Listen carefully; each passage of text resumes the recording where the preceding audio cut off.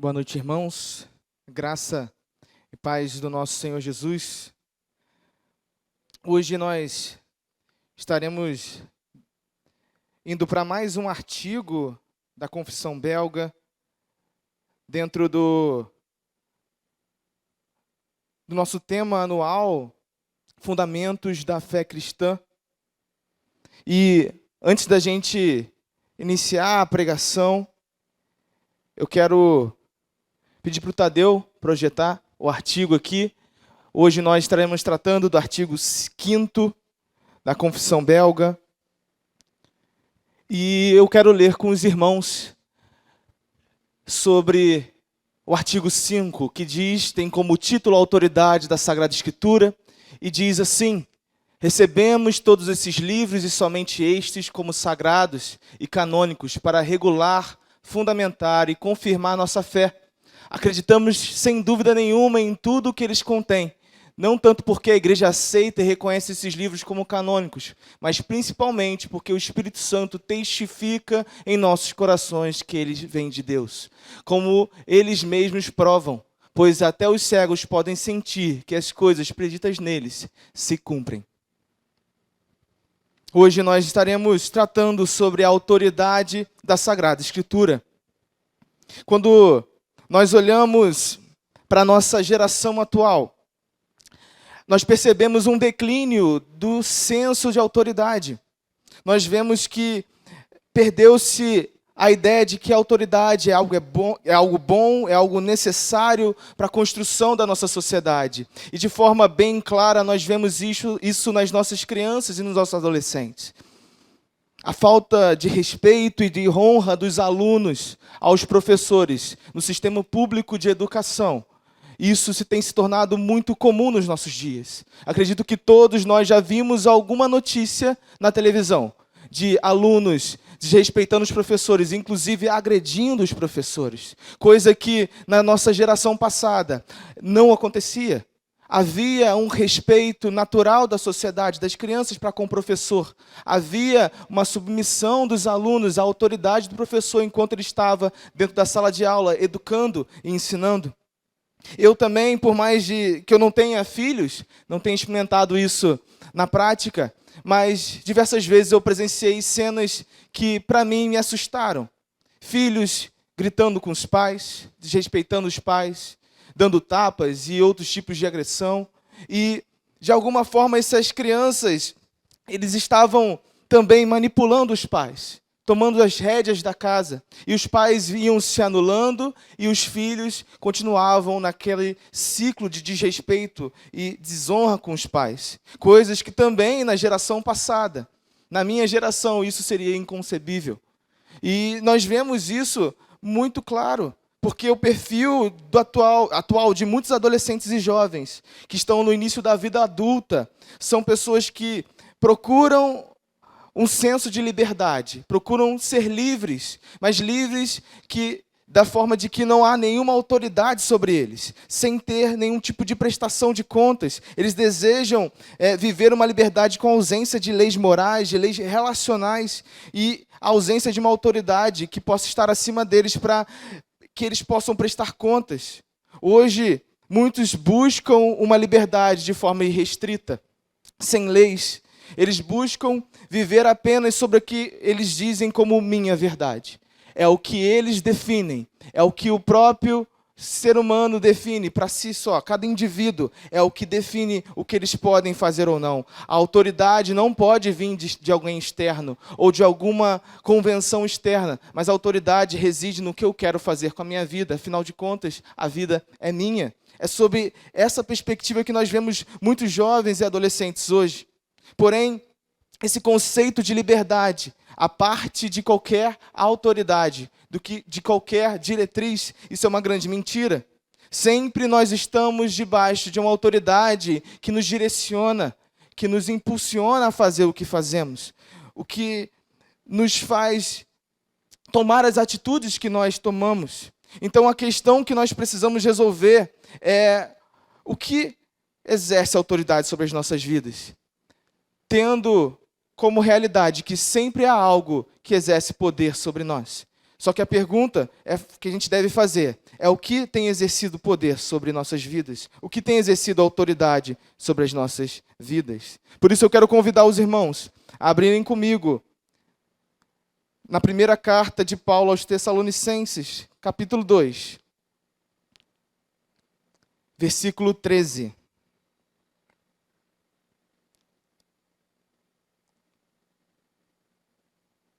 Primeira carta de Paulo aos Tessalonicenses, capítulo 2, versículo 13.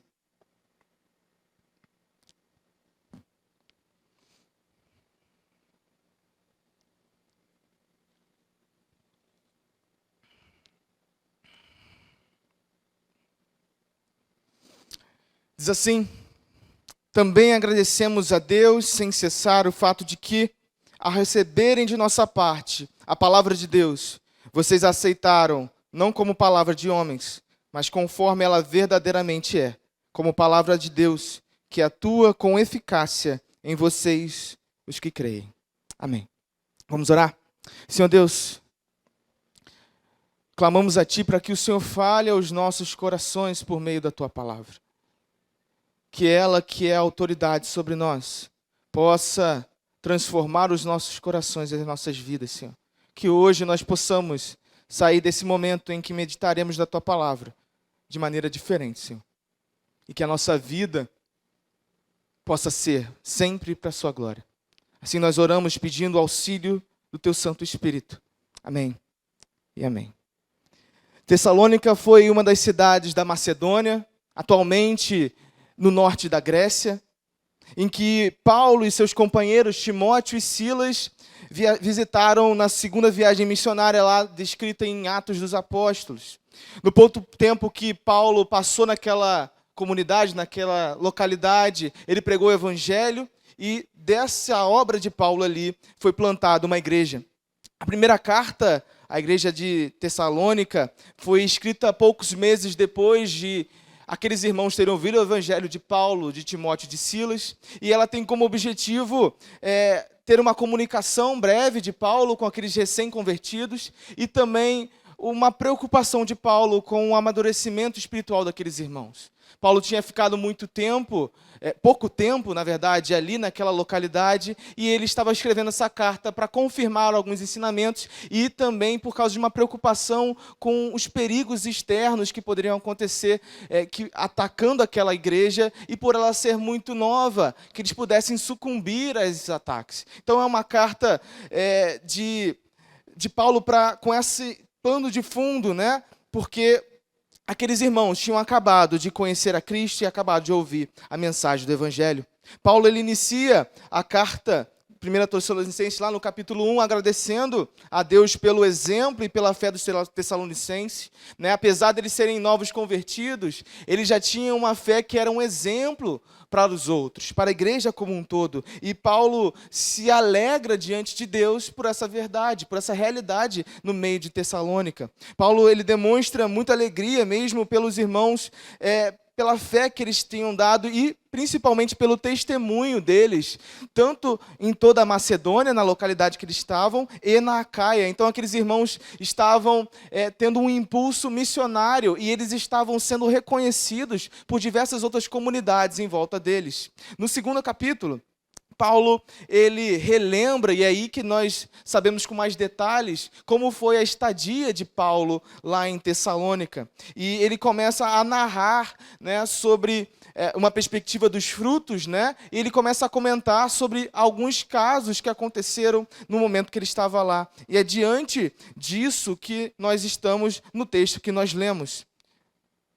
Quando nós lemos o versículo 13, nós percebemos que Paulo está relembrando sobre como aqueles irmãos de Tessalônica receberam a palavra pregada, como eles receberam a mensagem. E nós vamos ver aqui hoje que eles receberam a mensagem pregada por Paulo, a palavra de Deus, como autoritativa, como direcionadora da sua vida. Mas para nós começarmos a falar sobre o tema de hoje, é importante a gente ter em mente o que significa a autoridade. O que nós queremos dizer com autoridade. Olhando um significado básico no nosso dicionário de português que eu achei muito interessante, muito abrangente e pertinente para o que nós iremos estudar hoje. O dicionário diz que ter autoridade ou exercer autoridade significa exercer poder sobre algo ou alguém, ter o direito de ordenar e de decidir. Em nossos dias, né, na nossa rotina, nós podemos ver a todo momento, mesmo que nós não percebamos de forma clara e pensamos de forma a verbalizar isso a todo tempo, mas em todo momento nós temos relações de autoridade. Em todo momento nós estamos prestando contas para alguém. Nós sabemos que a relação que nós temos no nosso trabalho com o nosso gestor imediato é uma relação de autoridade. A relação que nós temos com as forças militares públicas é uma relação de autoridade. Há uma relação de autoridade com os governantes sobre nós. Só que, quando nós vemos todos esses tipos de poderes que exercem autoridade no nosso dia a dia, nós percebemos que todos eles são poderes e autoridades delegadas, relativas a um determinado contexto. A autoridade que um professor tem numa sala de aula, ela se resume à sala de aula. E todo o cronograma de ensino no momento que ele está dando aula para aqueles alunos. Fora dali, o professor não tem autoridade como um pai ou como uma mãe. Então, nós percebemos que em todas essas relações de autoridade, elas não têm autoridade em si, mas são autoridades que são delegadas e de acordo com o contexto. No contexto secular, ou seja, uma realidade que não reconhece a Deus como soberano, como governante, a autoridade ela é concebida intelectualmente por convenções, por acordos humanos, em que, em determinado momento, a gente define que certa autoridade ou certa pessoa ou instituição vai exercer autoridade sobre um grupo de pessoas. E dentro dessa concepção, normalmente eles atribuem autoridade para si ou para outro com base nos seus pensamentos próprios, voltados para os seus próprios interesses. Muitos desses pensamentos que estão à parte de Deus e que constituem autoridade, eles podem ser bons, apesar de que a gente tem que lembrar que por mais que eles estejam afastados de Deus, Deus continua soberano. Então, o mundo secular pode criar relações de poder boas, mas o senso de autoridade de um mundo que rejeita a Deus, ele está corrompido pelo pecado, ele está manchado pela maldade. Porém, quando nós estamos falando da autoridade, uma autoridade que nós vamos tratar hoje e que é importante nós descobrirmos, é aquela autoridade absoluta e primordial. Aquele poder que delega todos os poderes.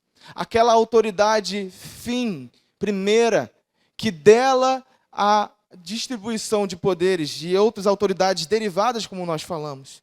A pergunta que nós devemos fazer é se há uma fonte de autoridade última e que dela provém todas as outras. Se sim, que fonte é essa? Quando nós olhamos para o pensamento humano, para a filosofia, alguns pensam que isso é a autoridade última e que delega todas essas relações de poder que nós temos hoje. É a democracia. É o povo que define, no final das contas, a última decisão. É o povo que tem a palavra final. É a voz do povo, a voz de Deus. Muitos pensam assim. A vontade da maioria é que vai ser a autoridade máxima quando as relações de poder que nós temos no dia a dia capengarem. Outros pensam que o senso de autoridade vem do conhecimento de uma pessoa específica, de um especialista. Aquela pessoa tem autoridade para falar de X ou Y porque ela conhece muito bem X e Y. E por isso ela é autoridade quando fala disso. E ela, que cada área da vida vai ter uma pessoa que é escolhida de forma arbitrária para definir o que é ou não é, definir e ordenar o que é certo ou errado. Muitos outros pensamentos permeiam a vida secular. As pessoas que pensam a parte de Deus. Porém, para nós cristãos, a fonte de autoridade máxima e absoluta, aquela que vem toda a autoridade sobre a terra, é a Sagrada Escritura. Por isso, hoje, eu quero meditar com vocês, irmãos, sobre uma verdade, que a Sagrada Escritura tem em si mesma autoridade absoluta, pois ela é a palavra de Deus que atua com eficácia em toda a criação.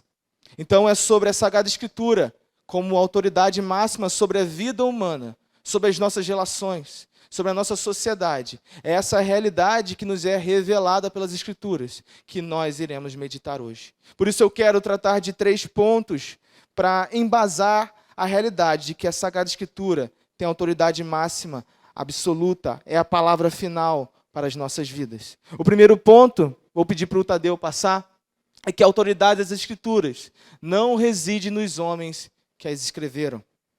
Nós sabemos que as Escrituras, como temos hoje, foram escritas por homens que caminharam com Deus. Homens que foram exemplo de fé, exemplo de liderança. Homens que agiram com poder, com graça por meio do Espírito. Nós vemos que esses homens de tanta proeminência, de tanto poder, de autoridade, eles exerceram papéis fundamentais na história de Deus na terra. Nós temos Abraão como um grande exemplo de fé. Hoje nós falamos a fé como a fé de Abraão, e ele foi um homem que sim andou com Deus. Nós vemos Davi, eu não lembro de outro que foi falado como um homem segundo o coração de Deus, senão Davi. Nós temos o próprio Paulo, que escreveu a carta aos Tessalonicenses, o maior dos missionários, o maior dos apóstolos. Porém, é um erro que, por mais que esses homens tenham currículos maravilhosos de uma vida espiritual diante de Deus, é um erro dar a autoridade das Escrituras pelo currículo desses homens. Não é porque Moisés foi um grande líder, foi um homem que andou com Deus e foi aquele que escreveu os 5 primeiros livros da Bíblia. Esses 5 primeiros livros da Bíblia têm autoridade sobre nós hoje, sobre a igreja. Não porque Moisés foi um grande homem. É um grande erro falar isso. A carta aos Tessalonicenses, que nós estamos lendo hoje e aprendendo dela, escrita por Paulo, o maior dos missionários, o maior dos apóstolos. Não é porque Paulo foi um grande homem, um homem de Deus. Não foi por causa das suas aptidões que a Bíblia que ele escreveu é a autoridade. Então é um grande erro nós acharmos que a Sagrada Escritura ela é autoritativa sobre a nossa vida, porque foram homens muito proeminentes que a escreveram. Não está em Paulo, não está em Moisés e nenhum dos outros escritores a autoridade da Bíblia. Por isso nós não podemos cair nesse erro. Quando nós olhamos para a nossa realidade de hoje, nós vemos muitas outras ideologias, muitos outros pensamentos que disputam a palavra final com a palavra de Deus. Muitos pensadores criaram ideias, criaram filosofias de vida que vão de encontro à palavra de Deus. Muitos pensamentos desses homens que não conhecem a Deus, eles tentam exercer autoridade e definir o que nós devemos fazer ou não. São filosofias de vida, são ideologias que procuram deixar Deus à parte e a sua palavra à parte da nossa vida para que nós possamos viver de acordo com a vontade do próprio homem. E isso a todo tempo tem sido pregado para nós. E tem um grande problema aqui, irmãos, nós precisamos estar atentos. Nossos filhos são o principal alvo dessas ideologias. Ideologias anticristãs, anti-Deus, estão sendo inculcadas nos nossos filhos por meio das nossas escolas, que são totalmente seculares. Por meio da nossa internet, com todo tipo de conteúdo que é feito e é livre agora por causa da internet. E que muitas vezes nós não regulamos o que os nossos filhos estão vendo ou não na internet. A todo momento, as nossas crianças e adolescentes estão sendo bombardeadas por ideias, por pensamentos que não condizem com a palavra de Deus. E esses pensamentos têm exercido poder sobre elas. Têm decidido sobre a vida delas.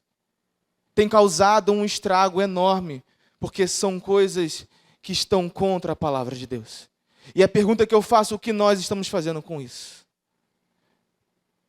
O que nós estamos fazendo com relação às nossas crianças?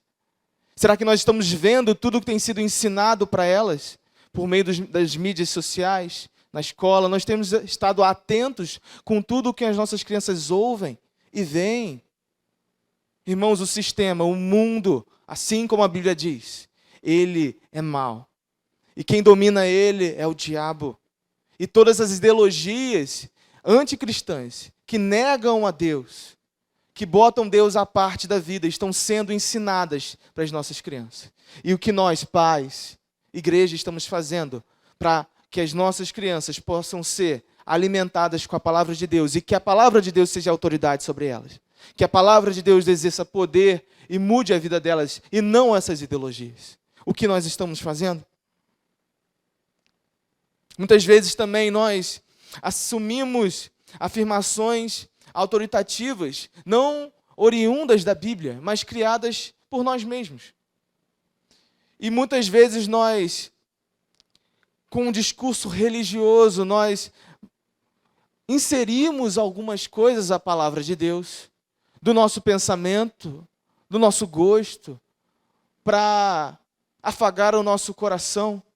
E nós inserimos e acrescentamos junto com a palavra de Deus, como se fosse palavra de Deus. Nós acrescentamos coisas a ela e não percebemos. Muitas vezes nós assumimos uma postura legalista, colocando regras que a Bíblia não coloca, e trazendo isso como uma roupagem de santidade. E assim trazendo peso para nós e para aqueles que estão ao nosso lado. Vivemos muitas vezes como legalista, como aqueles fariseus que o próprio Jesus Cristo condenou. Tentamos impor a nossa agenda, os nossos pensamentos de como é ser um cristão ao outro. Só que muitas vezes nós não percebemos que o que muitas vezes nós impomos ao outro não está de acordo com a palavra de Deus. Mas usamos da autoridade da palavra de Deus, acrescentamos coisas no meio da palavra de Deus para decidir sobre a vida do irmão. E nós colocamos esse peso, mesmo não tendo autoridade para fazer isso. Mas nós usamos a autoridade da Bíblia. Muitas vezes nós usamos esses rótulos. E muitas vezes esses rótulos nos dividem, nos separam, nos colocam à parte dos outros irmãos que vivem em outra denominação que não a nossa. Mas as nossas diferenças, que muitas vezes são secundárias, se tornam primárias porque nós dizemos isso. E muitas vezes nós nos apartamos de relacionamentos saudáveis porque criamos barreiras. Dizemos com autoridade de que se você não for assim, eu não vivo com você. Se você não batizou o seu filho, e se você não pensa assim, eu não vou viver com você. Essa autoridade não vem da Bíblia. São coisas impostas por nós. E que nós colocamos e isso só traz divisão. Só traz facção. Por isso, irmãos, que a gente possa entender que a autoridade das Escrituras não pode ser confundida com a fala de humanos que carecem da graça de Deus. As Escrituras, elas são o que é. Porque ela é palavra de Deus e esse é o nosso segundo ponto. A autoridade das Escrituras, da Escritura reside na realidade dela ser a palavra de Deus. Paulo diz no versículo 13 do capítulo 2 de 1 Tessalonicenses que ele está muito alegre, ele agradece a Deus porque aqueles irmãos não receberam a palavra de Deus como palavra de homens, mas receberam a palavra de Deus como ela é. Como palavra de Deus. Paulo está alegre por isso. Aqueles irmãos entenderam que a mensagem de Paulo era muito maior, era tão grande, tão abrangente, tão maravilhosa, que não poderia ser uma palavra de homens. Não poderia ser uma mensagem de simples homens, mas só poderia ser uma mensagem divina, uma palavra divinamente inspirada. Os tessalonicenses compreenderam que se submeter àquela mensagem, à palavra de Deus, seria o melhor para a vida deles. Submeter a mensagem que Paulo pregou seria fundamental para a vida deles, para o caminhar deles, porque eles tinham consciência de que era o próprio Deus, Criador, que estava fazendo isso. Diante disso, nós devemos compreender que a autoridade das Escrituras, ela não está na palavra em si, na letra, no papel, no livro. A autoridade da Escritura não está nisso que a gente pega com a mão, não está no livro em si. E muito menos nos homens que escreveram esses livros. Mas a autoridade das Escrituras vem da realidade, da verdade, que ela é a palavra de Deus. Que foi sim escrita por homens, mas foi inspirada pelo próprio Deus, pelo Espírito Santo. Por isso, a autoridade das Escrituras não está no livro em si, mas em seu único autor, o Espírito Santo. É porque o Espírito Santo as inspirou no ouvido dos escritores que ela tem autoridade sobre nós. É porque ela é palavra de Deus que ela tem autoridade sobre nós. É essa a diferença da Bíblia para todos os outros livros. É essa a grande maravilha que nós temos hoje, a oportunidade de ler. Toda vez que nós abrimos nossa Bíblia e lemos aquelas palavras, é Deus falando. É Deus falando conosco. Por isso, não importa se muitos ou poucos creem na palavra de Deus. Ela não precisa provar nada para ninguém, para que ela seja a palavra de Deus. Não é a quantidade de pessoas que validam. Não é um estudo científico que diz que ela é verdadeira. Isso tudo é muito bom e isso traz paz ao nosso coração. Mas ela não depende disso. A palavra de Deus é a palavra de Deus em si, porque ela tem autoridade em si mesma. Sua palavra, a palavra de Deus nas Escrituras, não depende de uma validação, porque ela tem em si mesma, na sua essência, essa verdade de que ela vem do próprio Deus. Muitos de nós tendemos a dar mais valor para algumas partes das Escrituras, para alguns trechos que nós entendemos que são mais legais, que são mais interessantes para nós. Nós tentamos sempre pensar aquilo que nos agrada mais. Mas outros, muitas vezes, nós abrimos concessões, outras verdades que não são ditas ali, que são um pouco amargas de se engolir, nós fazemos vista grossa, deixamos um pouquinho de lado, nós não lemos tanto, porque causa um estranhamento para nós. Mas essa postura, ela é totalmente equivocada. Devemos nos submeter integralmente à integralidade da Bíblia. Toda a Bíblia é fundamental para a nossa vida. Toda a Bíblia exerce autoridade e poder sobre nós. Até aquelas partes que causam um pouco de estranhamento. A Bíblia deve ser considerada, deve ser reverenciada em sua totalidade, porque ela é a revelação total de Deus para nós. Ela é a revelação dada por Deus para nós. Por isso nós não devemos fazer recortes, nós não devemos buscar validar apenas algumas partes, dizer que aquilo é palavra de Deus, porque nós não temos direito de fazer isso. Toda a Bíblia deve exercer poder sobre nós, e nós só devemos nos submeter ao que ela diz, o que ela ordena, o que ela decide. Por isso, nós devemos tomar consciência, irmãos, que conhecimento da palavra de Deus nos faz submissos. Muitas vezes nós tomamos decisões no nosso casamento, na criação dos nossos filhos, no nosso trabalho. Inclusive, nós tomamos decisões na nossa vida espiritual, na nossa vida comunitária dentro da igreja. E muitas vezes essas decisões não consideram nem um pouco o que a Bíblia tem a dizer para nós. Nós tomamos as decisões pelos nossos próprios desejos, pelos nossos próprios impulsos. E muitas vezes nós quebramos a cara nesse processo. Nós nos esquecemos que nós temos um guia para as nossas vidas. Nós nos esquecemos que as Escrituras não são apenas algo que eu posso consultar quando eu preciso. As Escrituras são autoridade máxima e eficaz em todo instante sobre nós. É ela que deve ordenar a nossa vida. É por meio dela que nós devemos decidir tudo o que decidimos.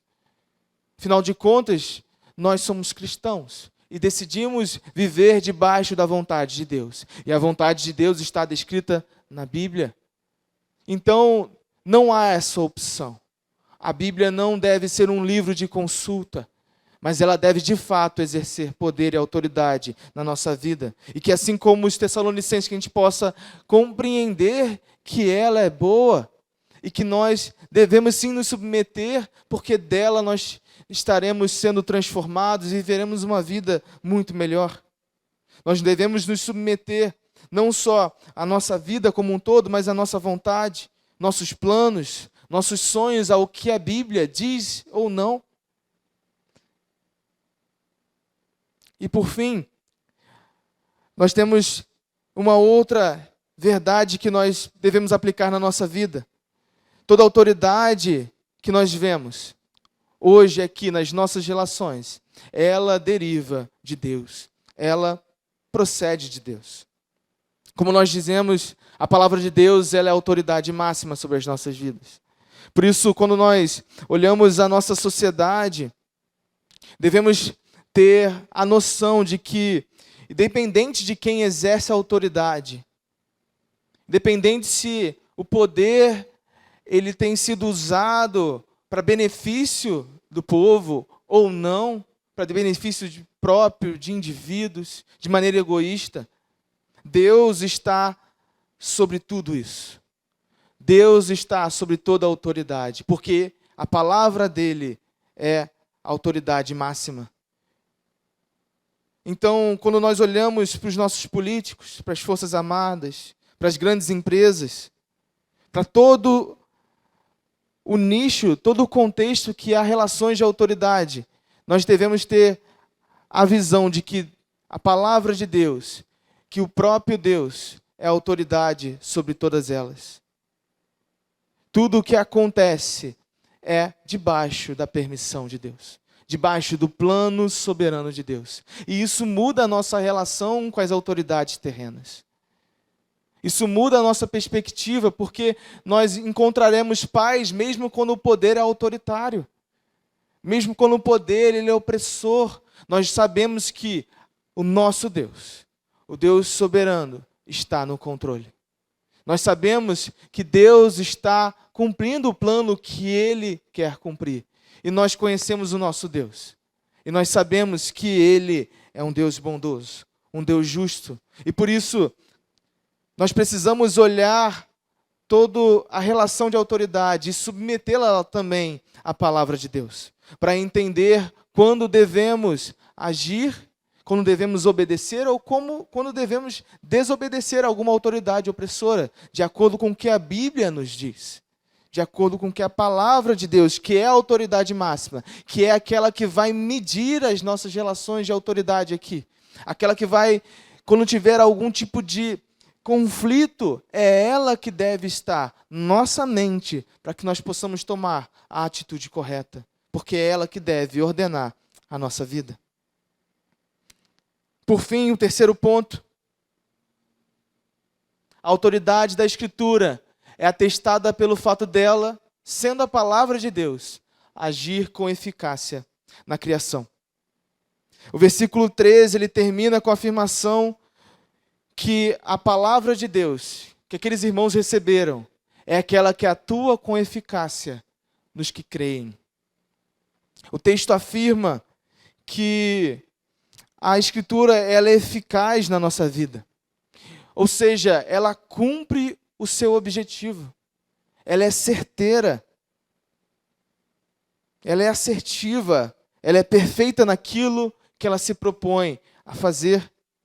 A palavra de Deus, ela cria vida. Ela promete e faz com que essa promessa se cumpra. Ela transforma realidades. Tudo o que a palavra se propõe a fazer, ela faz.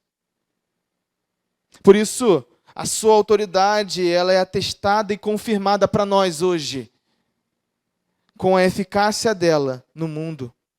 Porque quem fala por meio da palavra é o próprio Deus, que cria, que faz, que ordena e que decide como Ele quer.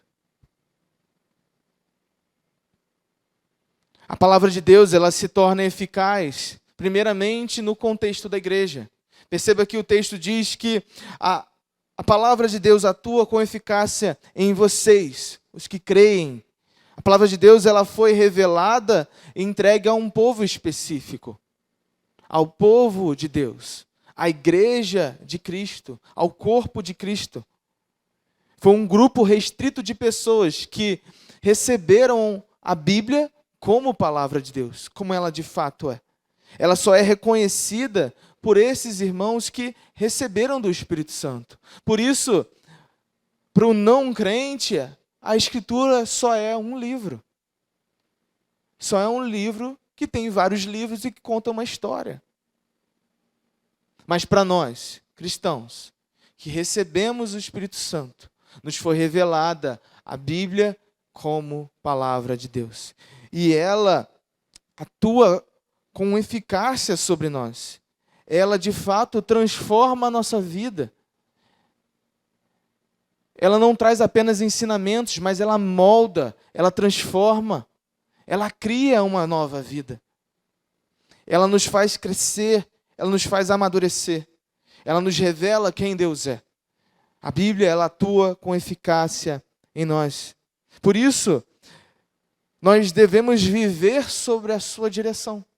Nós, como cristãos, que nos foi revelado a Bíblia como palavra de Deus, hoje nós temos o compromisso, a responsabilidade de viver de acordo com ela. De nos submeter à autoridade, o poder ordenador e direcionador da palavra de Deus. Nós temos que moldar as nossas vidas por meio da palavra de Deus. Por isso, nosso tempo com a palavra de Deus não pode ser secundário. Não pode ser o resto. Porque é ela a norteadora da nossa vida. Nós devemos prestar contas diante da palavra de Deus. E diante do Deus da palavra. Não só viver sob a sua direção, não só entender que as nossas escolhas devem seguir o que a palavra de Deus nos direciona, mas há mandamentos que ela exige que nós cumpramos, que nós obedeçamos.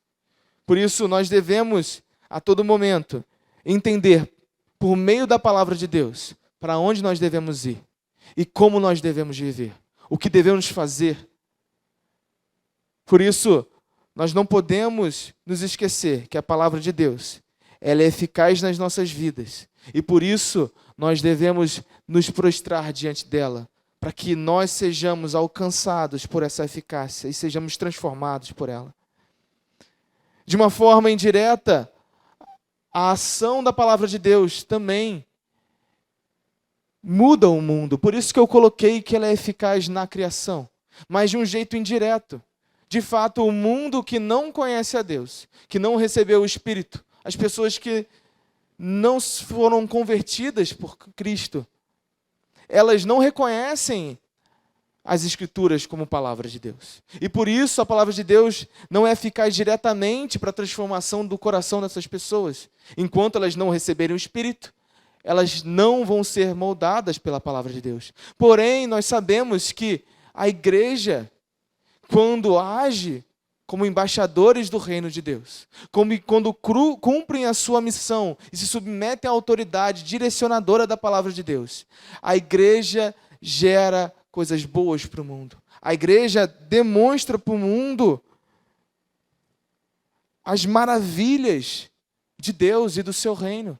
Por isso, a palavra de Deus que atua em nós, igreja de Cristo, ela gera tanta transformação, ela é tão eficaz em nós, que o mundo recebe bênçãos de Deus por meio da ação da igreja.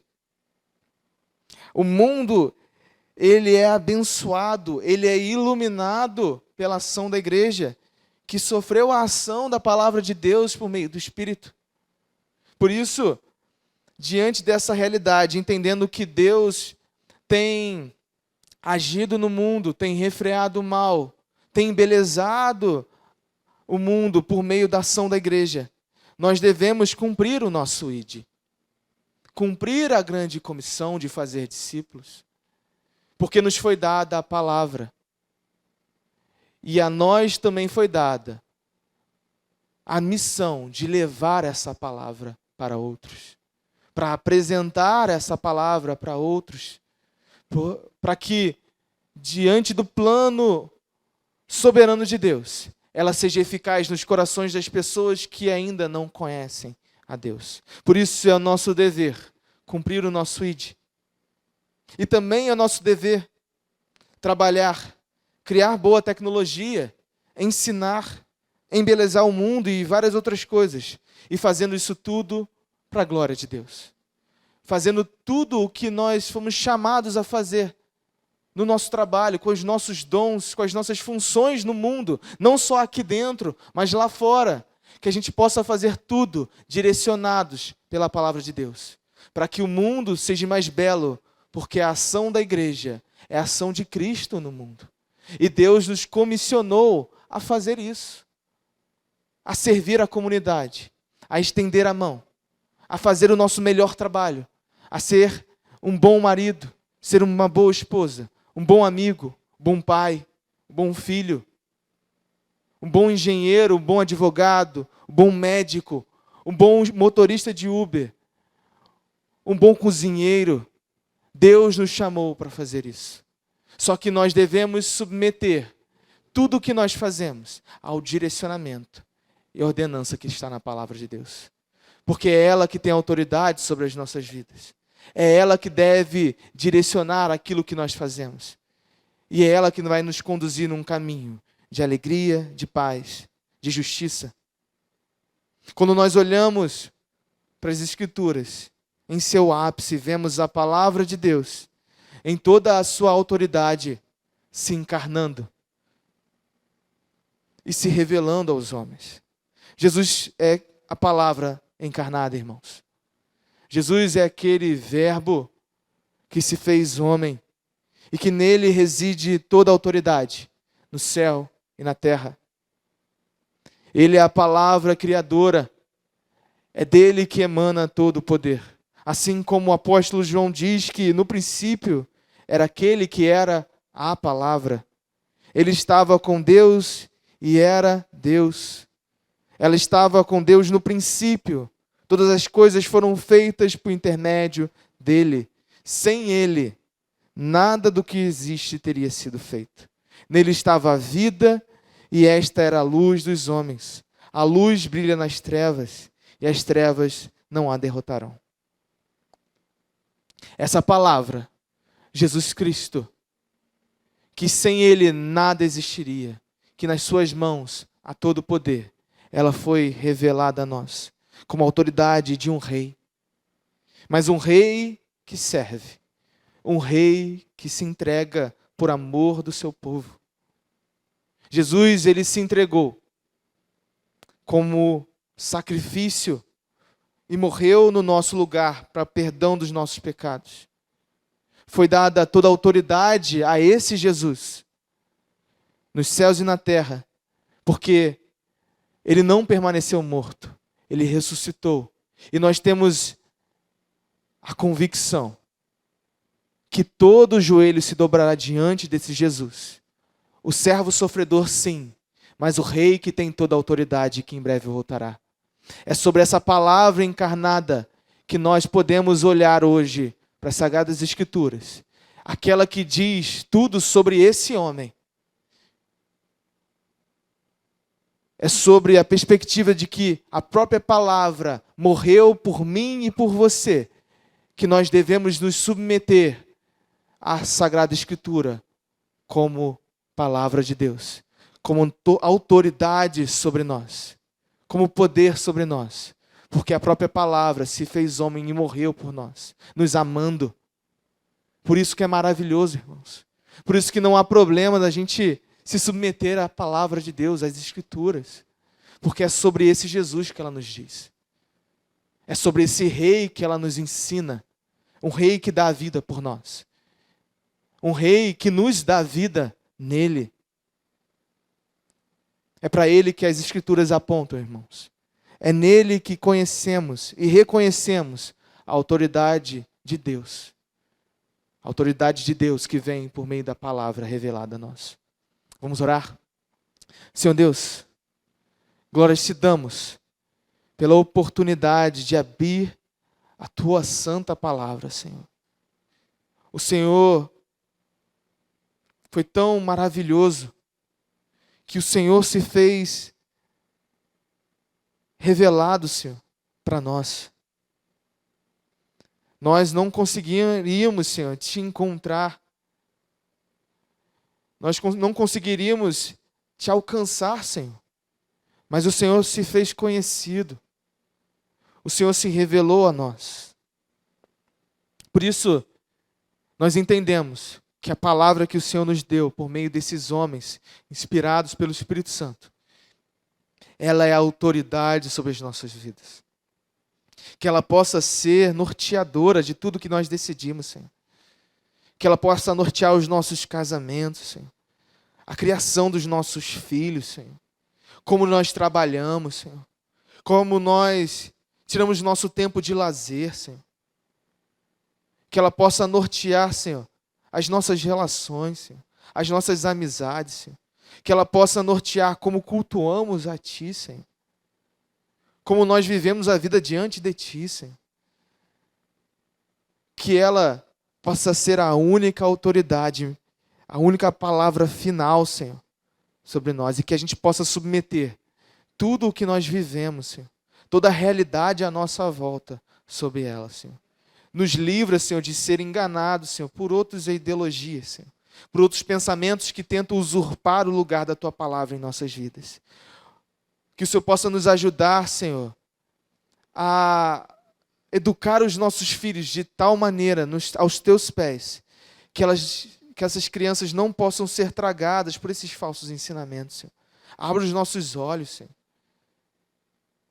Nos ajuda, Senhor, a permanecer firmes, Senhor, e poder com que os nossos filhos, Senhor, que nós possamos entender que é nossa responsabilidade direcioná-los, instruí-los nos caminhos do Senhor. Por isso, dê coragem, força, Senhor, para todos os pais da nossa igreja. Para nós, Senhor, líderes, Senhor, que nós possamos auxiliá-los nisso, Senhor. Nos ajuda porque muitas outras coisas têm tomado o lugar, Senhor, da Tua palavra, Senhor, nos nossos dias. Muitos têm tentado, Senhor, tirar o Senhor das nossas vidas e viver uma vida para si, em que o homem é o seu próprio Deus, que o ego é aquele que nós idolatramos e colocamos no teu lugar. É isso que nos é vendido, Senhor. Mas que nós, Senhor, como igreja, possamos estar firmes na Tua palavra, nos submetendo a ela, Senhor. E principalmente, louvamos a Ti por Teu Filho Jesus, a palavra encarnada. O perfeito homem e o perfeito Deus. Aquele que nos revelou a Ti. Jesus Cristo, nós nos rendemos, nos ajoelhamos diante de Ti. Reconhecemos a Sua autoridade, palavra encarnada, Verbo de Deus, sobre nós. Nós, desde já, nos ajoelhamos, nos dobramos e dizemos que o Senhor é Rei sobre nós. E é o Senhor que nós queremos seguir. É o Senhor que nós queremos que direcione a nossa vida, Senhor. Por isso nos ajuda, Senhor. Nos diz o caminho. Nos diz o caminho porque nós seguiremos a Ti. Porque só o Senhor tem as palavras de vida eterna. Mais ninguém. Assim nós oramos em Teu nome, Jesus. Amém. E amém.